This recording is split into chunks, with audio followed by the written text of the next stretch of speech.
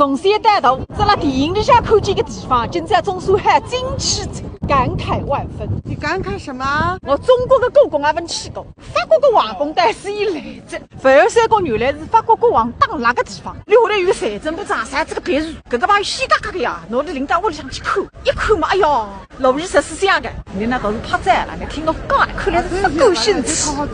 想想现在个世界，那来了这真有外头排队的人如出一辙，你选得来看你到个金碧辉煌，你都赶得去看你个世界类似。人民币1元没来，国语天窗当中臭他。现在你跟着待遇最毛干花2300间房间，你这1个钟头还在那里想，我估计他是累病啊来不及，听得这个讲子半日天，总结一句闲话，那个谁是法国国王的客厅，那个种希拉嘞，意大利嘞，老母嘞，真的听不懂呀！我在看中啥别了。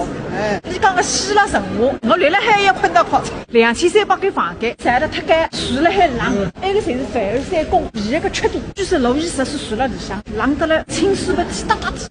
真的，那种房间嘛，看个几间都差不多。我现在已经了想哪有来改冰淇淋，这个凡尔赛宫，哎呀，这个事体嘛。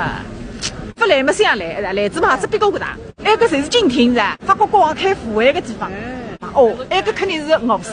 不管中国人、外国人，中国侪是做一样的事体。立高法比啊对，没大有外会讲的呀。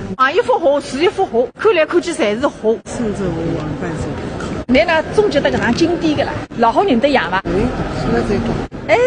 不吃么肚皮饿的呀。你看那个衣裳呢，点得了栩栩如生。你不当我当真的嘞？这个时代的人，一个外不好一道用。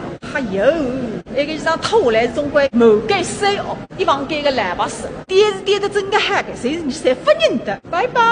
我一刻钟也谁个做啊？你得出去个了，我分析啥的。哎呀，还是那个地方嘛，看来看去侪差不多。来海我会继续三江麦英语公司下头，你总是从17世纪，会带21世纪，重见天日。